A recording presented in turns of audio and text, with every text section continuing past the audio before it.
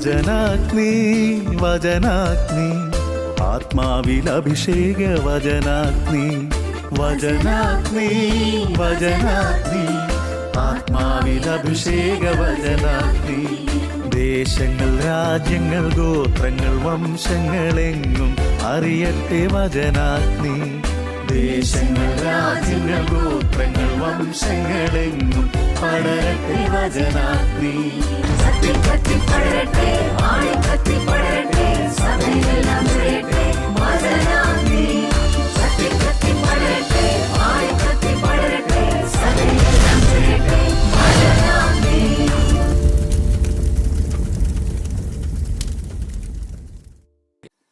ഈശോയിൽ ഏറ്റവും പ്രിയപ്പെട്ട എൻ്റെ സഹോദരി സഹോദരന്മാരെ, നിങ്ങളെ ഏവരെയും യേശുനാമത്തിൽ ഏറെ സന്തോഷത്തോടെ ഈ വചന ശുശ്രൂഷയിലേക്ക് സ്വാഗതം ചെയ്യുന്നു. നാം ഇന്ന് ധ്യാനിക്കുന്ന വിഷയം സന്തുഷ്ട ഹൃദയം ആരോഗ്യദായകമാണ് എന്നതാണ്. സുഭാഷിതങ്ങളുടെ പുസ്തകം 17-ാമത്തെ അധ്യായം 22-ാമത്തെ വചനം ഇങ്ങനെ പറയുന്നു: സന്തുഷ്ട ഹൃദയം ആരോഗ്യദായകമാണ്, തളർന്ന മനസ്സോ ആരോഗ്യത്തെ കെടുത്തുന്നു. എനിക്ക് ഏറ്റവും പ്രിയപ്പെട്ട, ഏറെ സ്വാതന്ത്ര്യത്തോടെ സംസാരിക്കാൻ സാധിക്കുന്ന വയോധികയായ ഒരു ടീച്ചറുണ്ട്. ടീച്ചർ ഇടയ്ക്കൊക്കെ എന്നെ വിളിച്ച് സംസാരിക്കാറുണ്ട്. കാര്യം എന്താണെന്ന് അറിയണ്ടേ? എന്തെങ്കിലും ചെറിയ അസുഖങ്ങളുണ്ടാവും. അപ്പം അത് കണ്ടുപിടിച്ചതിന് ശേഷം ഇന്ന ഇന്ന കാര്യങ്ങളാണ് ഞാൻ ആ അസുഖം നിയന്ത്രണത്തിൽ കൊണ്ടുപോകാനായിട്ട് ചെയ്യുന്നത്, ഇന്ന ജീവിത ശൈലി മാറ്റം ഞാൻ വരുത്തിയിട്ടുണ്ട്, ഇത്ര മെഡിസിൻസ് അതിനു വേണ്ടിയിട്ട് കഴിക്കുന്നുണ്ട്, അതിൻ്റെ ഓരോന്നിൻ്റെയും പ്രവർത്തനവും സൈഡ് ഇഫക്റ്റും ഒക്കെ ടീച്ചർ തന്നെ വിശദീകരിക്കും. കാരണം ഇതിനെപ്പറ്റി എല്ലാം പൂർണ്ണമായ അറിവ് നേടിയതിന് ശേഷം ഇനി എന്തെങ്കിലും പാലിക്കപ്പെടാനുണ്ടോ എന്നറിയാൻ വേണ്ടിയിട്ടാണ് ടീച്ചർ എന്നെ വിളിക്കാറുള്ളത്. തീർച്ചയായും ഈ പ്രാവശ്യത്തെ വിളി കൊറോണ രോഗത്തെപ്പറ്റി കൂടുതൽ അറിയാനായിരുന്നു. ടീച്ചർ എന്നോട് വാതോരാതെ സംസാരിക്കുകയുണ്ടായി. കഴിഞ്ഞ 1.5 വർഷമായി സിസ്റ്റർ പാലിക്കുന്ന ജീവിതചര്യകളും കഴിക്കുന്ന ഭക്ഷണങ്ങളും എങ്ങനെ ഈ രോഗം വരാതിരിക്കാം എന്നതിനെ പറ്റിയുള്ള എല്ലാ അറിവുകളും ഇങ്ങോട്ട് നിരത്തിയതിന് ശേഷം ടീച്ചർ എന്നോട് ചോദിച്ചു, ഇനി എന്തെങ്കിലും ടിപ്സ് സിസിക്ക് പറഞ്ഞു തരാനുണ്ടോ? വളരെ സ്നേഹത്തോടും ഏറെ സ്വാതന്ത്ര്യത്തോടും ഇടപെടാവുന്ന ടീച്ചർ ആയതുകൊണ്ട് ചിരിച്ചുകൊണ്ട് ഞാൻ പറഞ്ഞു, ഇനി ഒരു കാര്യം പാലിക്കാനുണ്ട് ടീച്ചറെ, നമുക്ക് തീർച്ചയായും പ്രയോജനപ്പെടും. ടീച്ചർ ചോദിച്ചു, എന്താണത്? ഞാൻ പറഞ്ഞു, അതൊരു വചനമാണ്. എങ്കിൽ അതൊന്ന് അറിയണമല്ലോ, ഏതാണ് ആ വചനം? അപ്പോൾ ടീച്ചറുമായി പങ്കുവച്ച ആ വചനം തന്നെയാണ് നിങ്ങളുമായി ഞാൻ ഇന്ന് പങ്കുവച്ചത്. സന്തുഷ്ട ഹൃദയം ആരോഗ്യദായകമാണ്, തളർന്ന മനസ്സ് ആരോഗ്യത്തെ കെടുത്തുന്നു. പ്രിയപ്പെട്ടവരെ, നമുക്ക് രോഗം വരുന്നതിലും വന്നിട്ട് സുഖപ്പെടുന്നതിലും എല്ലാം നമ്മളുടെ ഹൃദയത്തിൻ്റെ സന്തോഷവും സന്തുഷ്ടിയും ആകുലതയും വലിയ ഒരളവ് വരെ പങ്കുവഹിക്കുന്നു എന്നതിൽ യാതൊരു സംശയവുമില്ല. നമുക്ക് അല്പം ആത്മീയമായി രോഗത്തെയും അസുഖത്തെയും ചികിത്സ ഫലിക്കുന്ന സമയത്തെയും ഒക്കെ ഒന്ന് കാണാനായിട്ട് ശ്രമിക്കാം. ഏതാനും വചനങ്ങളിലേക്ക് നമുക്കൊന്ന് കടന്ന് ചിന്തിക്കാം. ആദ്യത്തെ വചനം ഇതാണ്. സുഭാഷിതങ്ങളുടെ പുസ്തകം 15-ാമത്തെ അധ്യായം 13-ാം വചനം ഇങ്ങനെ പറയുന്നു: സന്തുഷ്ടമായ ഹൃദയം മുഖത്തെ പ്രസന്നമാക്കുന്നു, ഹൃദയവ്യഥ ഉന്മേഷം കെടുത്തിക്കളയുന്നു. നാം ചിലരുടെയെങ്കിലും മുഖത്തേക്ക് നോക്കിയിട്ട് ചോദിക്കാറില്ലേ, എന്താണ് മുഖം വാടിയിരിക്കുന്നത്? തീർച്ചയായും അവരെ മഥിക്കുന്ന ഒരു പ്രശ്നം അവരുടെ ഉള്ളിൽ കൂടെ കടന്നു പോകുന്നുണ്ടാകും.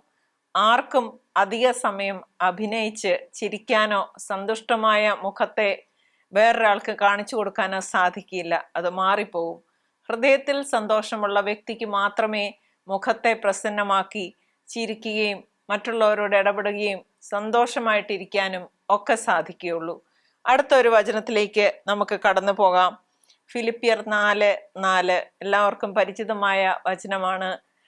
നിങ്ങൾ എപ്പോഴും നമ്മുടെ കർത്താവിൽ സന്തോഷിക്കുവിൻ, ഞാൻ വീണ്ടും പറയുന്നു, നിങ്ങൾ സന്തോഷിക്കുവിൻ. നിങ്ങൾക്കറിയാം ഈ ഒരു വചനത്തിൻ്റെ പ്രാധാന്യം തടവറയും കാരാഗൃഹവും ജയിലും ഒക്കെ മുൻപിലുള്ളപ്പോഴാണ് അപ്പസ്തോലൻ ഇത് പറയുന്നത്. അതിനർത്ഥം എന്താണ്? ഏതെല്ലാം ജീവിത സാഹചര്യത്തിൽ കൂടെയാണ് നാം കടന്നു പോകുന്നതെങ്കിലും നമുക്ക് കർത്താവിൽ സന്തോഷിക്കാൻ തീർച്ചയായും സാധിക്കും. അതാണ് നമുക്ക് വേണ്ടത്. മറ്റൊരു വചനം നമുക്ക് നോക്കാം. സങ്കീർത്തനം 4 7-ാമത്തെയും 8-ാമത്തെയും വചനമാണ് നാം ഇപ്പോൾ കാണാൻ പോകുന്നത്. വചനം ഇങ്ങനെ പറയുന്നു: ധാന്യത്തിൻ്റെയും വീഞ്ഞിൻ്റെയും സമൃദ്ധിയിൽ അവർക്കുണ്ടായതിനേക്കാളേറെ ആനന്ദം എൻ്റെ ഹൃദയത്തിൽ അങ്ങ് നിക്ഷേപിച്ചിരിക്കുന്നു. ധാന്യത്തിൻ്റെയോ വീഞ്ഞിൻ്റെയോ സമൃദ്ധിയല്ല, സമ്പത്തോ സ്ഥാനമാനങ്ങളോ പ്രമുഖ സ്ഥാനമോ ഇതൊന്നുമല്ല ഒരാളുടെ ഹൃദയത്തിൻ്റെ സന്തുഷ്ടിയെ നിർണയിക്കുന്നത്. മറിച്ച് ദൈവത്തിൽ നിന്ന് ലഭിച്ച വ്യക്തിക്ക് സന്തുഷ്ട ഹൃദയത്തോടെ ആയിരിക്കാൻ സാധിക്കും. ഒരുവിധപ്പെട്ട രോഗങ്ങളൊന്നും അവരെ സമീപിക്കുകയേയില്ല എന്നത് തർക്കമറ്റ സംഗതി തന്നെയാണ്. ഇനിയും നമുക്ക് നോക്കാം. വേറെ ഒരു വചനം ഇങ്ങനെ പറയുന്നു.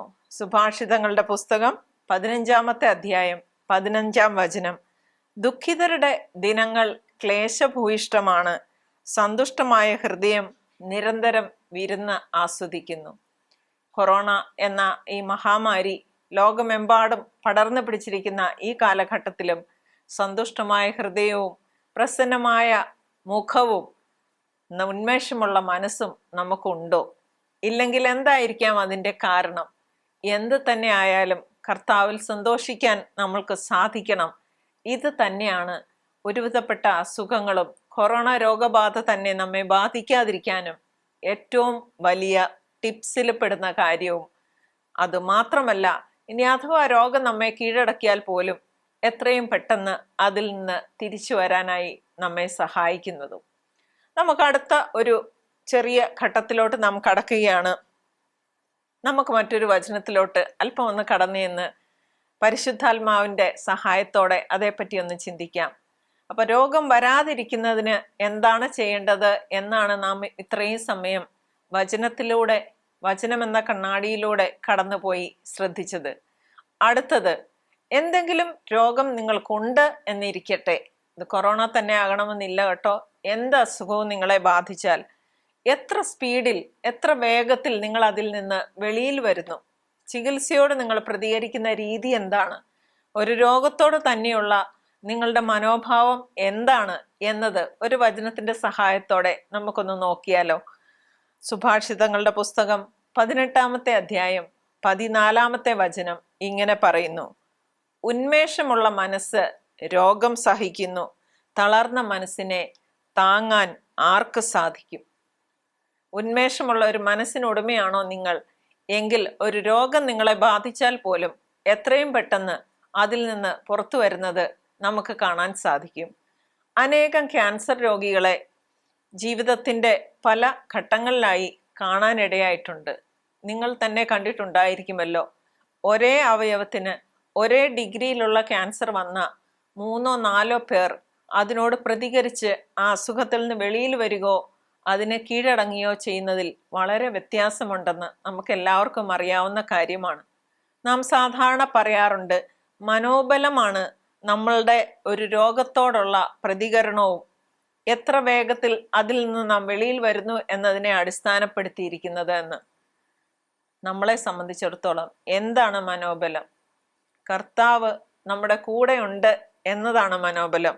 ദൈവമറിയാതെ നമുക്കൊരു രോഗം വരില്ല എന്നും വന്നാൽ അതിൽ കൂടെ നമ്മളെ കടത്തിക്കൊണ്ട് പോകാൻ മതിയായവനാണ് നാം വിശ്വസിക്കുന്ന നമ്മുടെ ദൈവം എന്നും ഉത്തമ ബോധ്യമുണ്ടെങ്കിൽ തീർച്ചയായും നാം ഭയക്കേണ്ടതുണ്ടോ? ജീവിച്ചാലും മരിച്ചാലും നാം കർത്താവിനുള്ളവരാണ്.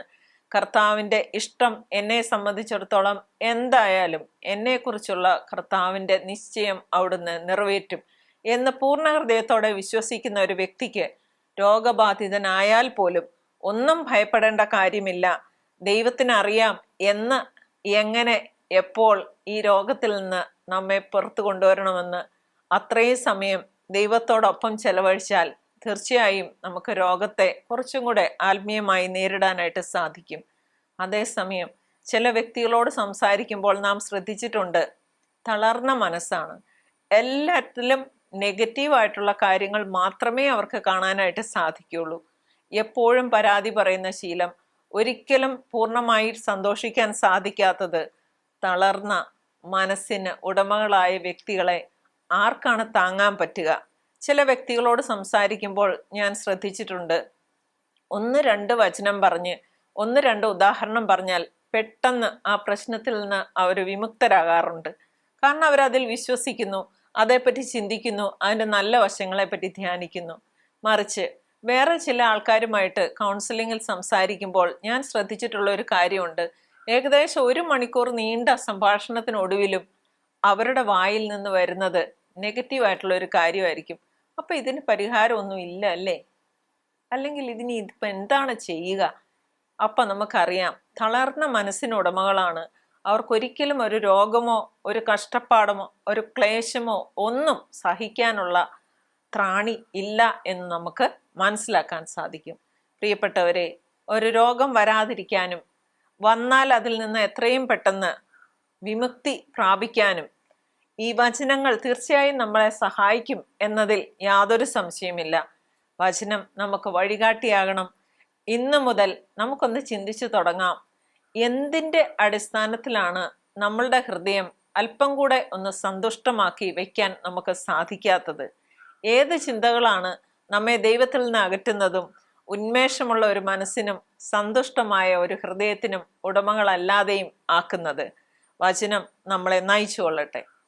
ഇനിയും വേറൊരു കാര്യം ഇന്ന് പറയാനുള്ളത്, തീർച്ചയായും നമ്മൾ ജൂലൈ 1-ാം തീയതി ഡോക്ടേഴ്സ് ഡേ ആചരിക്കുകയുണ്ടായി. ഒരുപാട് പേര് സാമൂഹ്യ മാധ്യമങ്ങളിലൂടെ, പ്രത്യേകിച്ചും ഈ കൊറോണ കാലഘട്ടത്തിൽ സ്വന്തം ജീവൻ തൃണവൽഗണിച്ച് മറ്റുള്ളവർക്ക് വേണ്ടി തീരെ ഭയമില്ലാതെ പൊരുതാനായിട്ട് ഇറങ്ങിയ നമ്മുടെ നാട്ടിലെയും രാജ്യത്തെയും ഡോക്ടർമാരെ ഏറ്റവും ആത്മാർത്ഥതയോടെ വിഷ് ചെയ്ത ഒരു വർഷമായിരുന്നല്ലോ ഈ വർഷവും കഴിഞ്ഞ വർഷവും. തീർച്ചയായിട്ടും നമുക്ക് നമ്മുടെ ജീവിതത്തിൽ ഒരസുഖം ഉണ്ടാകുമ്പോൾ ഒരു വൈദ്യന്റെ സ്ഥാനം എന്താണ്, ഒരു ഡോക്ടറിന്റെ സ്ഥാനം എന്താണ് എന്ന് ആത്മീയമായിട്ട് ഒന്ന് തിരിഞ്ഞു നോക്കാം. ഈ ഒരു വിഷയത്തിലേക്ക് നാം കടക്കുമ്പോൾ, ഈ ഒരു വിഷയത്തിലേക്ക് നമ്മൾ ധ്യാനിക്കുമ്പോൾ, എന്താണ് ഒരു രോഗം വരാതെ നോക്കണം, കർത്താവിൻ്റെ ബലമുള്ളവർക്ക് വരാതെ നോക്കും, എല്ലാം പറഞ്ഞു കഴിഞ്ഞു. എന്നാൽ ചില സാഹചര്യങ്ങളിൽ ചില രോഗങ്ങൾ നമുക്ക് വരുമ്പോൾ തീർച്ചയായും ഒരു വൈദ്യനെ കൊണ്ട് നമുക്ക് ആവശ്യമുണ്ട്. കർത്താവാണ് അത് നമ്മൾക്ക് നിശ്ചയിച്ച് തന്നത് എന്ന് വചനാധിഷ്ഠിതമായി നമുക്കൊന്ന് നോക്കാം. പ്രഭാഷകന്റെ പുസ്തകം 38-ാമത്തെ അധ്യായം സമയം കിട്ടുമ്പോൾ മനസ്സിരുത്തി പ്രാർത്ഥനയോടെ വായിക്കുന്നത് ഏറെ പ്രയോജനപ്പെടും എന്നതിൽ യാതൊരു സംശയമില്ല. ആ ഒരു അധ്യായം നാം ഇങ്ങനെ വായിക്കുമ്പോൾ വൈദ്യനും രോഗശാന്തിയും എന്നതാണ് അതിൻ്റെ തലക്കെട്ട് തന്നെ. 1-ാമത്തെ വചനം ഇങ്ങനെ പറയുന്നു: വൈദ്യനെ ബഹുമാനിക്കുക, നിനക്ക് അവനെ ആവശ്യമുണ്ട്, കർത്താവാണ് അവനെ നിയോഗിച്ചത്. ഏത് ഡോക്ടറുടെ അടുക്കിലേക്കും എന്ത് അസുഖമായും നമ്മൾ കടന്നു ചെല്ലുമ്പോൾ നമ്മുടെ ഉള്ളിൽ പ്രാർത്ഥനയുണ്ടാവണം. ആ വൈദ്യനെ ദൈവത്തിൻ്റെ കരങ്ങളിലേക്ക് സമർപ്പിക്കാൻ നമുക്ക് സാധിക്കണം. കാരണം നമ്മുടെ അസുഖം ഭേദമാക്കാനായി കർത്താവ് നിയോഗിച്ചിരിക്കുന്ന വ്യക്തിയാണ് ആ വൈദ്യൻ അല്ലെങ്കിൽ ആ ഡോക്ടർ. അടുത്ത നമ്മൾ നോക്കേണ്ട വചനം 4-ാമത്തെയും 5-ാമത്തെയും വചനമാണ്. 4-ാമത്തെ വചനം ഇങ്ങനെ പറയുന്നു: കർത്താവ് ഭൂമിയിൽ നിന്ന് ഔഷധങ്ങൾ സൃഷ്ടിച്ചു, ബുദ്ധിയുള്ളവൻ അവയെ അവഗണിക്കുകയില്ല. അവിടുന്ന് വെള്ളത്തെ തടിക്കഷ്ണം കൊണ്ട് മധുരീകരിച്ച് തൻ്റെ ശക്തി വെളിപ്പെടുത്തിയില്ലേ. 5-ാമത്തെ വചനമാണ് ഇപ്പോൾ ഞാൻ വായിച്ചത്. നോക്കുക, എല്ലാ മരുന്നുകളും കർത്താവിൻ്റെ ശക്തമായ കരത്തിൻ്റെ കീഴിലാണ്. പ്രാർത്ഥനയോടെ ഒരു മരുന്നിനെ, ഒരു വൈദ്യനെയും സമീപിക്കുന്ന ഒരു വ്യക്തിക്ക് ഒരിക്കലും നിരാശപ്പെടേണ്ട കാര്യമില്ല എന്ന് ആത്മീയമായി നാം കണ്ടുപിടിച്ചു കഴിഞ്ഞിരിക്കുകയാണ്. ഇനിയും നമ്മൾ നോക്കേണ്ട മറ്റൊരു വചനമാണ് 9-ാമത്തെ വചനം. 9-ാമത്തെ വചനം ഇങ്ങനെ പറയുന്നു: മകനെ, രോഗം വരുമ്പോൾ ഉദാസീനനാകാതെ കർത്താവിനോട് പ്രാർത്ഥിക്കുക, അവിടുന്ന് നിന്നെ സുഖപ്പെടുത്തും. എന്ത് രോഗം വന്നാലും ഇതെന്തുകൊണ്ട് വന്നു, ഇനി എന്ത് ചെയ്യും, ഇതിൻ്റെ ബാക്കി കാര്യങ്ങൾ എന്തൊക്കെയെന്ന് ചിന്തിക്കാതെ കർത്താവിൻ്റെ കയ്യിലോട്ട് അത് കൊടുക്കുക. കർത്താവ് നിന്നെ സുഖപ്പെടുത്തും. ഉദാസീനനാകാൻ പാടില്ല. ജോബിൻ്റെ പുസ്തകത്തിൽ പറഞ്ഞ പോലെ ദൈവത്തിൽ നിന്ന് നന്മ സ്വീകരിച്ച നാം തിന്മ സ്വീകരിക്കാൻ മടിക്കുകയോ? ആയുസിന്റെ എത്രയോ ദിവസങ്ങൾ പൂർണ്ണ ആരോഗ്യത്തോടെ ജീവിച്ചവരാണ് നാം. അപ്പോൾ ഇടയ്ക്ക് വളരെ തുച്ഛമായ ദിവസങ്ങളിൽ ഒരസുഖം വരുമ്പോൾ തീർച്ചയായും നമ്മുടെ മനസ്സ് തളർന്നു പോകാൻ ഇടയാക്കരുത്. കർത്താവിന് അതറിയാം. കർത്താവ് വേണ്ടത് ചെയ്തോളും. ആ രോഗത്തിന്റെ പിന്നിലും എന്തെങ്കിലും ഒരു പദ്ധതി ഉണ്ടാകും എന്ന് മാത്രമേ നാം ചിന്തിക്കാൻ പാടുള്ളൂ. വീണ്ടും 12 മുതൽ 14 വചനങ്ങൾ നമുക്കൊന്ന് നോക്കാം. ഏറെ ശ്രദ്ധേയമായ വചനങ്ങളാണ്. അഭിഷേകം ധാരാളമായി പ്രദാനം ചെയ്യുന്ന വചനങ്ങളുമാണ്. 12 വചനം ഇങ്ങനെ പറയുന്നു: വൈദ്യന് അർഹമായ സ്ഥാനം നൽകുക. കർത്താവാണ് അവനെ നിയോഗിച്ചത്, അവനെ ഉപേക്ഷിക്കരുത്. ഒരു ഡോക്ടറുടെ പ്രാധാന്യമാണ് വചനങ്ങളിലൂടെ നാം കണ്ടുകൊണ്ടിരിക്കുന്നത്. അവനെ കൊണ്ട് നിനക്ക് ആവശ്യമുണ്ട്. കർത്താവ് നിന്റെ ആവശ്യം നിറവേറ്റാനായി നിയോഗിച്ചിരിക്കുന്ന വ്യക്തിയാണ്. അതേ ബഹുമാനത്തോടെ നാം അവരെ കാണേണ്ടതുണ്ട്. അവർക്ക് അർഹമായ സ്ഥാനം കൊടുക്കേണ്ടതുമുണ്ട്. മാനുഷികമായ ബലഹീനതകളൊക്കെ ഉണ്ടാവാം. എങ്കിലും ദൈവം നിയോഗിക്കുന്ന ഒരു വ്യക്തിയെ ദൈവം അധികാരപ്പെടുത്തിയിരിക്കുകയാണ് എന്ന ചിന്ത നമ്മുടെ ഉള്ളിൽ കൂടെ തീർച്ചയായും കടന്നു പോയേ മതിയാവും. 13 വചനം ഇങ്ങനെ പറയുന്നു: വിജയം വൈദ്യന്റെ കൈകളിൽ സ്ഥിതി ചെയ്യുന്ന അവസരമുണ്ട്. രോഗം നിർണയിച്ച് സുഖപ്പെടുത്തി ജീവൻ രക്ഷിക്കാൻ അവിടുത്തെ അനുഗ്രഹത്തിനു വേണ്ടി അവനും കർത്താവിനോട് പ്രാർത്ഥിച്ചിട്ടുണ്ട്. തീർച്ചയായും ദൈവവിശ്വാസിയായ ഒരു ഡോക്ടർ ഓരോ ദിവസത്തെയും തന്റെ എല്ലാ പ്രവർത്തനങ്ങളും കർത്താവിൻ്റെ കൈകളിൽ സമർപ്പിച്ചിട്ടാണ്, ഈശോയെ നീ എന്നെ കൈ പിടിച്ച് രോഗം നിർണയിക്കാനും ചികിത്സിക്കാനും സുഖപ്പെടുത്താനും വേണ്ട കൃപ നൽകണമേ എന്ന് പ്രാർത്ഥിച്ചിട്ടാണ് ഓരോ ആരോഗ്യ പ്രവർത്തകരും അവരവരുടെ കർമ്മ പഥങ്ങളിലേക്ക് ഓരോ ദിവസവും ഇറങ്ങിത്തിരിക്കുക എന്നതിനാൽ ഡോക്ടർക്ക് വേണ്ടി പ്രാർത്ഥിക്കാൻ നാമും കടപ്പെട്ടവരാണ്. ഓരോ ആരോഗ്യ പ്രവർത്തകനും, പ്രത്യേകിച്ച് ഡോക്ടറും, കർത്താവിൽ നിന്ന് കൃപകൾ സ്വീകരിച്ച് മറ്റുള്ളവർക്ക് സൗഖ്യം പ്രദാനം ചെയ്യാനും കറക്റ്റായിട്ടുള്ള ഒരു രോഗനിർണയത്തിലേക്ക് കടക്കാനും ഒക്കെ ശ്രമിക്കേണ്ടതുണ്ട്. ഏറെ പ്രാധാന്യമേറിയ വചനങ്ങളിലൂടെയാണ് നാം ഇന്ന് കടന്നുപോയിക്കൊണ്ടിരിക്കുന്നത്. ഒരിക്കലെങ്കിലും ഒരസുഖം വരാത്ത ഒരു വ്യക്തി പോലും ഉണ്ടാവില്ലല്ലോ. ആരോഗ്യം ദൈവത്തിൻ്റെ ദാനമാണ്. രോഗം വരുമ്പോൾ അതിൽ എന്തോ ഒരു പദ്ധതിയുണ്ട് എന്നത് നാം തിരിച്ചറിയുക.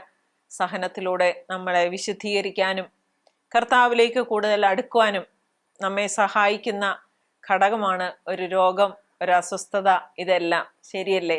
എല്ലാ സമ്പത്തിൻ്റെയും സമൃദ്ധിയുടെയും ആരോഗ്യത്തിൻ്റെയും മധ്യത്തിൽ പ്രാർത്ഥിക്കുന്നതിനേക്കാൾ തീഷ്ണത ഒരു രോഗമുണ്ടെന്നും നാളെ ഒരു ബയോപ്സിയുടെ റിസൾട്ട് കിട്ടാനുണ്ടെങ്കിൽ ഇന്നത്തെ പ്രാർത്ഥനയ്ക്ക് ഏറെ തീഷ്ണത ഉണ്ടായിരിക്കുമല്ലോ.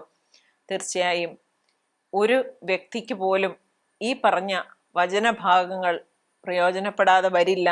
പ്രത്യേകിച്ചും നാം ഇപ്പോൾ കടന്നുപോയിക്കൊണ്ടിരിക്കുന്ന ഈ ഒരു കാലഘട്ടത്തിൽ ഏറെ ഭയവും ദുഃഖവും ആകുലതയും സന്തോഷം കെടുത്തിക്കളയുന്ന ഈ സമയത്ത് തീർച്ചയായും നമ്മളെ റിവൈവ് ചെയ്യാൻ, നമുക്കൊരു ഉന്മേഷം പകർന്നു തരാൻ സാധ്യമാകുന്ന വചനങ്ങളാണ് ദൈവം നമുക്കിന്നായിട്ട് വിചിന്തനത്തിനായി വിട്ടു തന്നിരിക്കുന്നത്. എല്ലാവർക്കും ഇത് പ്രയോജനപ്പെടുത്താൻ സാധിക്കട്ടെ. നമുക്ക് കർത്താവിനോട് തീർച്ചയായിട്ടും പ്രാർത്ഥിക്കാം.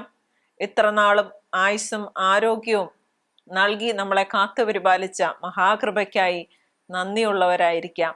സന്തുഷ്ടമായ ഹൃദയത്തിനുടമകളാകാൻ കർത്താവിനോട് നമുക്ക് പ്രാർത്ഥിക്കാം. ദൈവമേ, അങ്ങ് തന്ന എല്ലാ ദാനങ്ങൾക്കും നന്മകൾക്കും നന്ദിയോടും സന്തോഷത്തോടും കൂടി ജീവിക്കാൻ ഞങ്ങൾക്ക് ഇടയാക്കണമേ എന്ന് നമുക്ക് പ്രാർത്ഥിക്കാം. ഉന്മേഷമുള്ള ഒരു മനസ്സ് ഞങ്ങൾക്ക് തരണമേ എന്നും നമുക്ക് പ്രാർത്ഥിക്കാം. അഥവാ രോഗങ്ങൾ വന്നാലും കർത്താവിൻ്റെ കയ്യിൽ നിന്ന് അത് വാങ്ങി കർത്താവിൻ്റെ സഹായത്തോടെ ആ രോഗത്തെ ഉന്മേഷത്തോടെ സഹിക്കാനും മനസ്സൊരിക്കലും തളർന്നു പോകാനും നമുക്കിടയാതിരിക്കട്ടെ. നാം ആരും പ്രതീക്ഷിക്കുന്ന പോലെ അല്ല ഈ സമയത്ത് കാര്യങ്ങൾ നടന്നുകൊണ്ടിരിക്കുന്നത്. എങ്കിലും കർത്താവ് നമുക്ക് കാവലായുണ്ട്. കർത്താവ് അറിയാതെ ഇവിടെ ഒന്നും സംഭവിക്കുന്നില്ല. കർത്താവ് തൻ്റെ നിശ്ചയം നിറവേറ്റും എന്ന് ദൈവത്തിൽ പൂർണ്ണ ഹൃദയത്തോടെ ആശ്രയിക്കാനും അങ്ങനെ സന്തുഷ്ടമായ ഒരു ഹൃദയത്തിനും ഉന്മേഷമുള്ള ഒരു മനസ്സിനും ഉടമകളായി എന്ത് കഷ്ടപ്പാടും രോഗവും വേദനയും വന്നാലും അത് ദൈവകരങ്ങളിൽ നിന്ന് ദൈവത്തിൻ്റെ സഹായത്തോടെ സ്വീകരിക്കാനും മുന്നോട്ട് പോകാനും നമുക്ക് സഹായകമായി ഈ വചനങ്ങൾ തീരട്ടെ എന്ന് നമുക്ക് പ്രാർത്ഥിക്കാം. ഒപ്പം ഏറെ പ്രാധാന്യമർഹിക്കുന്ന വൈദ്യനും നമ്മളെ ചികിത്സിക്കുന്ന എല്ലാ ഡോക്ടർമാരെയും ഈ സമയത്ത് ആരോഗ്യ രംഗത്ത് പ്രവർത്തിക്കുന്ന എല്ലാ മക്കളെയും നമുക്ക് ദൈവത്തിൻ്റെ കരങ്ങളിലേക്ക് സമർപ്പിക്കാം. വളരെ വിശിഷ്ടമായ സൗഖ്യം എന്ന ഡ്യൂട്ടിയാണ് അവർ ദൈവത്തിൻ്റെ കരങ്ങളിൽ നിന്ന് സ്വീകരിച്ച് ദൈവത്തിനു വേണ്ടി ചെയ്തുകൊണ്ടിരിക്കുന്നത്. അവരും പ്രാർത്ഥിച്ചിട്ടാണ് ഇറങ്ങിത്തിരിക്കുന്നത്. അവരുടെ ആരോഗ്യത്തിനു വേണ്ടിയും സൗഖ്യ ശക്തി കർത്താവിൽ നിന്ന് അവരിലേക്ക് ധാരാളമായി പ്രവഹിക്കുന്നതിനു വേണ്ടിയും ഈ സമയം നമുക്ക് പ്രാർത്ഥിക്കാം. നമ്മുടെ ചെറുപ്പകാലം മുതൽ ഈ സമയം വരെയും ഇപ്പോഴും നമ്മളെ ചികിത്സിച്ചിരുന്ന എല്ലാ ഡോക്ടർമാരെയും ദൈവത്തിൻ്റെ പ്രതിനിധികളായി നമുക്ക് കാണാം. കൂടുതൽ ദൈവകൃപ നിറഞ്ഞ ആരോഗ്യ പ്രവർത്തകർ നമുക്കുണ്ടാകുന്നതിനും അവരുടെ പ്രവർത്തനം ദൈവത്തിൻ്റെ കരങ്ങളിലൂടെ ആകുന്നതിനും അവരെ തീർച്ചയായും നിയോഗിച്ച ദൈവത്തോട് നന്ദിയുള്ളവരായി എന്ത് സൗഖ്യം കിട്ടിയാലും തീർച്ചയായും അതിൻ്റെ ക്രെഡിറ്റ് ദൈവത്തിന് കൊടുക്കാനും നമുക്കാകട്ടെ. നമുക്ക് ഒരു നിമിഷം ഈ സമയം വിവിധ രോഗങ്ങളാൽ വലഞ്ഞുകൊണ്ടിരിക്കുന്നവരെയും മനസ്സ് തളർന്നവരെയും ഇനി രക്ഷയില്ല എന്ന് കരുതി തീരെ തളർന്നിരിക്കുന്ന മക്കളെയും ദൈവത്തിന് സമർപ്പിക്കാം. രോഗം താങ്ങാനുള്ള ശക്തി അവർക്ക് ലഭിക്കട്ടെ. കർത്താവിൽ നിന്ന് കൃപ ലഭിച്ചവരല്ലാതെ ആർക്കും സൗഖ്യം ലഭിക്കുന്നില്ല എന്നും ആർക്കും സന്തുഷ്ട ഹൃദയം ലഭിക്കുകയില്ല എന്നുള്ള യാഥാർത്ഥ്യം നമ്മുടെ മനസ്സിലേക്ക് കടന്നു പോകാനായി ഈ ഒരു വചനഭാഗം, ഈ ഒരു വചന ശുശ്രൂഷ നമുക്ക് സഹായകരമായി തീരട്ടെ.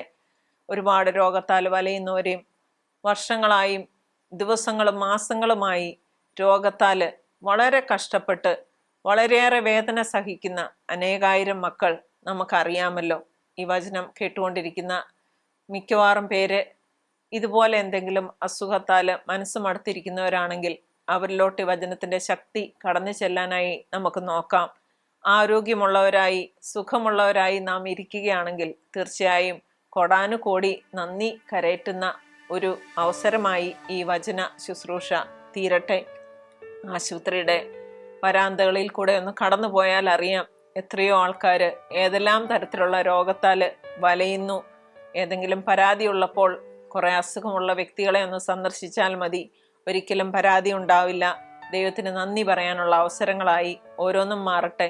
ചെറിയ അസുഖങ്ങളിൽ മനസ്സുമടുത്ത് അതിൽ മാത്രം ശ്രദ്ധ വെച്ചിരിക്കുന്നവർക്ക് അതിൽ നിന്ന് വിടുതൽ പ്രാപിക്കുന്നതിനുള്ള ഒരു അവസരമായി ഇത് മാറട്ടെ. അഭിഷേകം കടന്നു വരട്ടെ. നമുക്ക് നമ്മുടെ കണ്ണുകളെ അടയ്ക്കാം, പ്രാർത്ഥിക്കാം.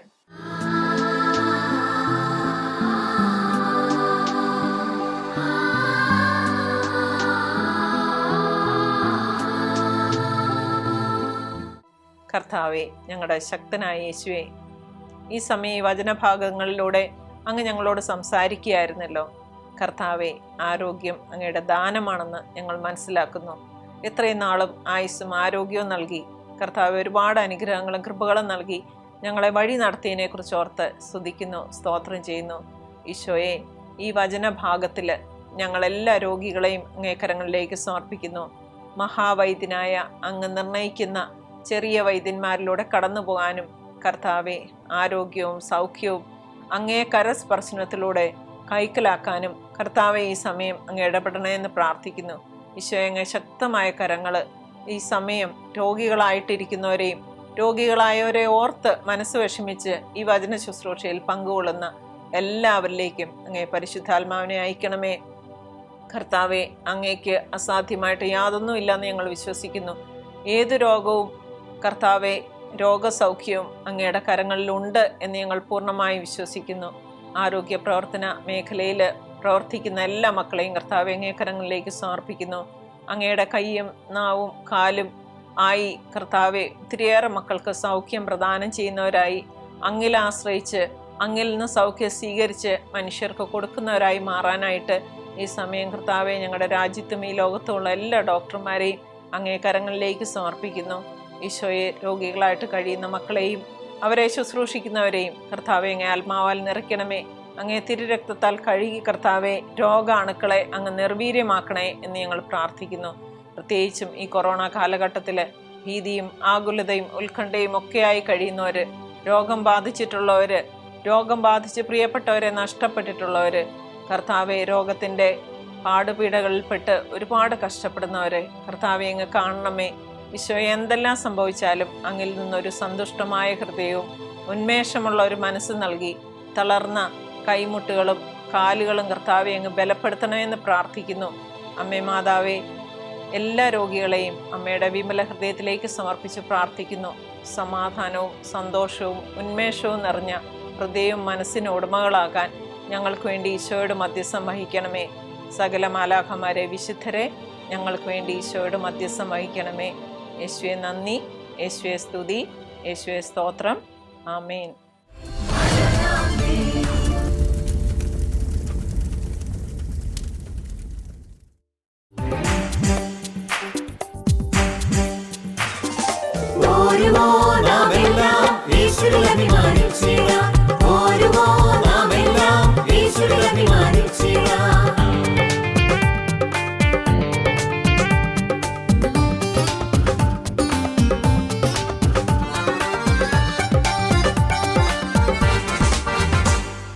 നമ്മുടെ നാഥൻ ഒലിവുമലയിൽ അന്ന് നൽകിയ മിഷൻ ദൂത് തലമുറ തലമുറ കൈമാറി കെടാതെ ഞങ്ങൾ ഘോഷിക്കും, കെടാതെ ഞങ്ങൾ ഘോഷിക്കും. നമ്മുടെ നാഥൻ ഒലിവുമലയിൽ അന്ന് നൽകിയ മിഷൻ ദൂത് തലമുറ തലമുറ കൈമാറി കെടാതെ ഞങ്ങൾ ഘോഷിക്കും, കെടാതെ ഞങ്ങൾ ഘോഷിക്കും. ഓരുമോ നാമെല്ലാം യേശുവിൽ അഭിമാനിച്ചിടാം, ഓരുമോ നാമെല്ലാം യേശുവിൽ അഭിമാനിച്ചിടാം.